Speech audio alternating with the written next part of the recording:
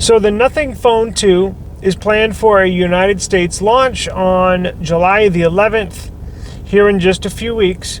Very, very excited for the launch.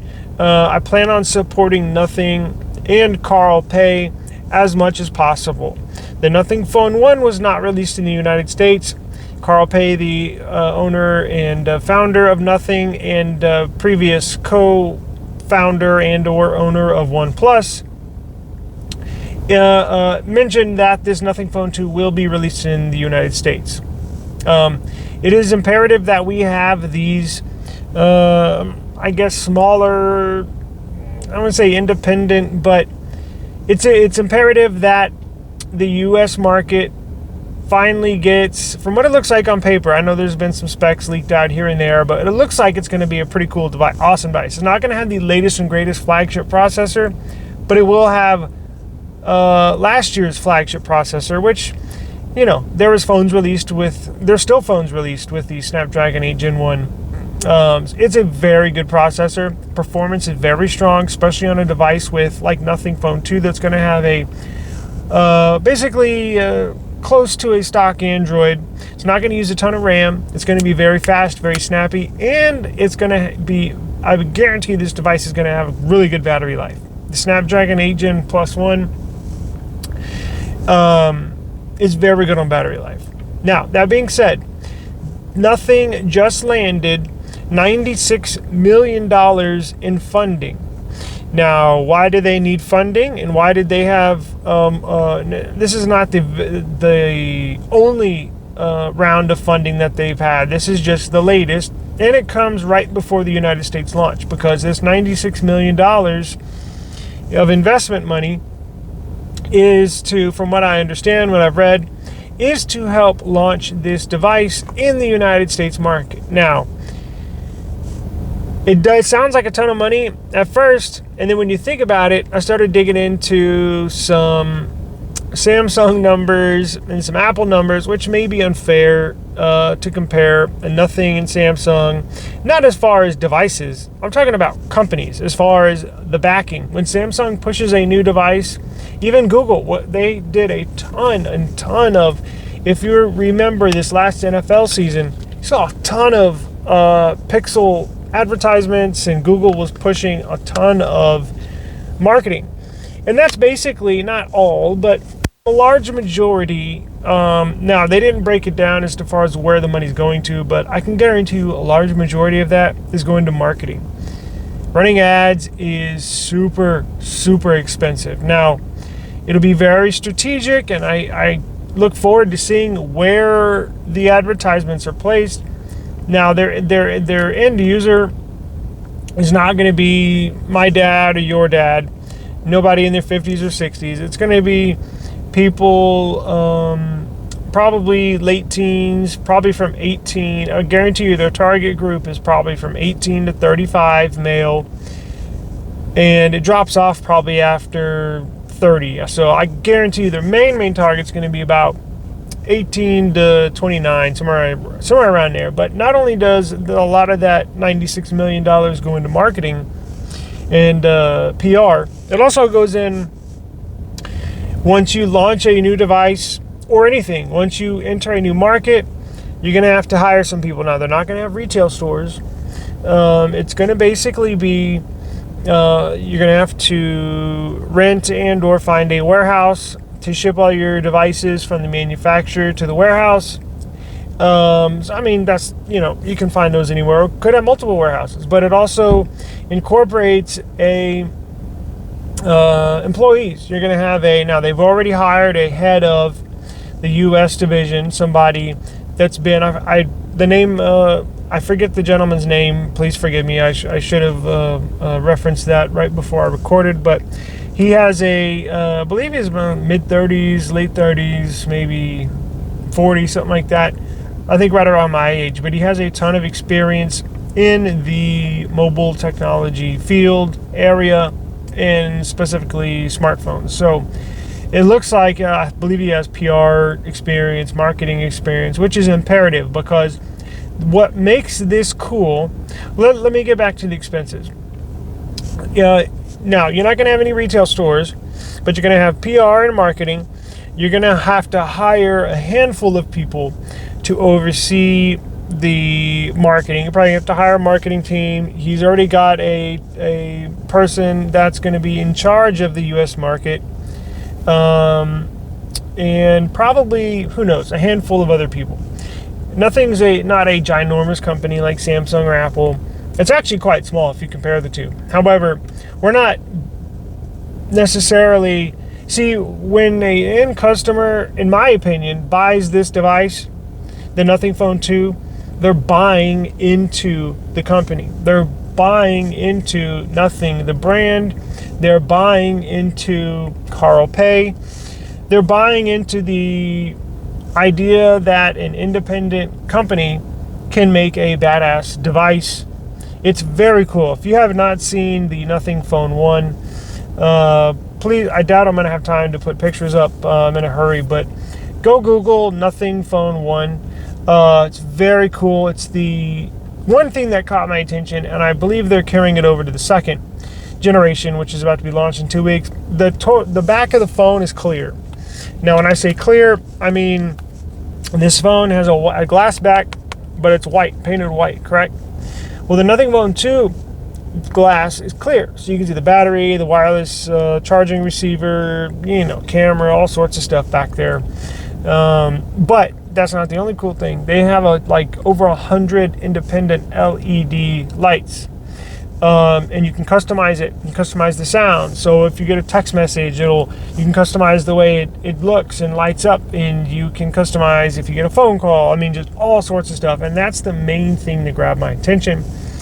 A year ago, when this was getting close to being released, I saw the pictures and I was like, whoa, what is that? I had to know more, right? So, and whoever came up with that idea, if it was Mr. Pei or phenomenal idea, it catches your attention, and then you draw the consumer in, and you got them, like me, right?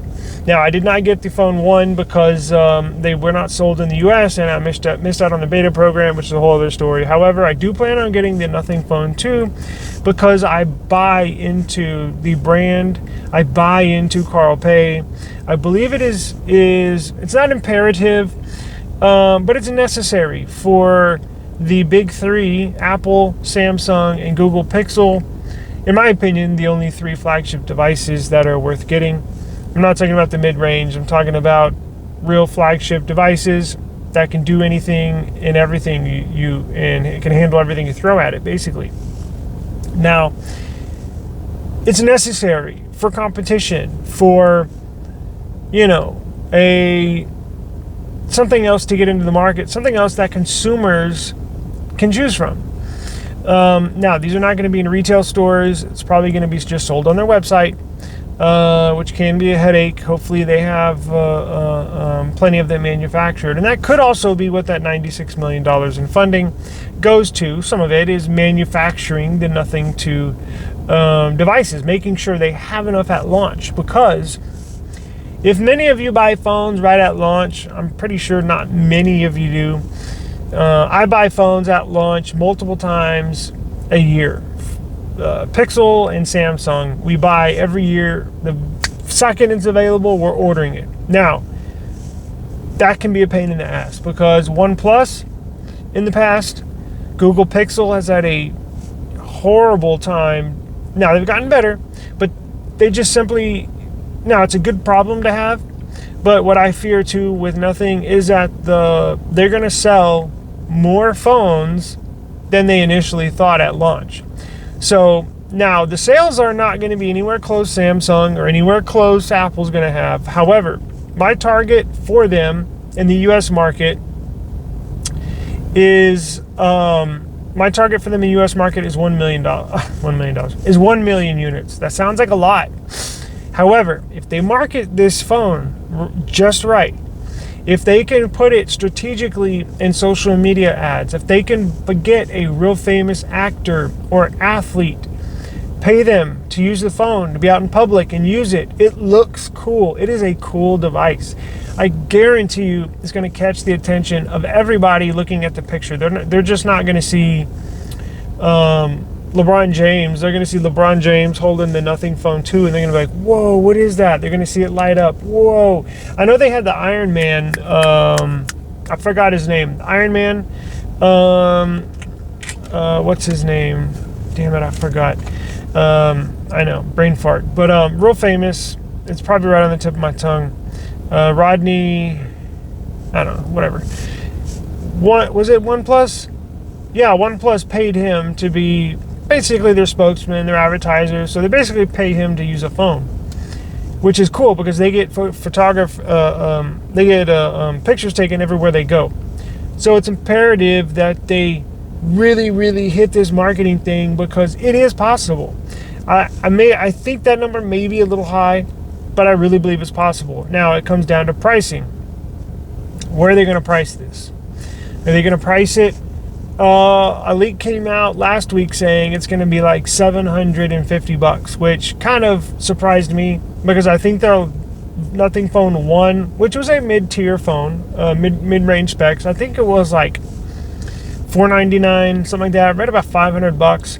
And to go from $400 to $750, if that's true, seems like an enormous leap. Again, they're not going to be selling these in carriers. This is going to be on their website. Well, I'm assuming, or Amazon. I think their website or Amazon would be perfect. But getting this whole thing together, now I know they already have plans and everything because when you're launching something this big in 2 weeks, everything's already put in place. I'm just saying, really interesting, and I do want all of the viewers to pay attention to this. It's gonna. I want to see how this plays out. Are they gonna flop? I don't think so. Flopping means basically you don't sell that many devices on launch. Like probably, I don't know, 10,000 or 20,000. I think that would be a flop. Now, what would be a good, not gonna say first day, but first week of sales? I would say a good week, probably 100,000, something like that.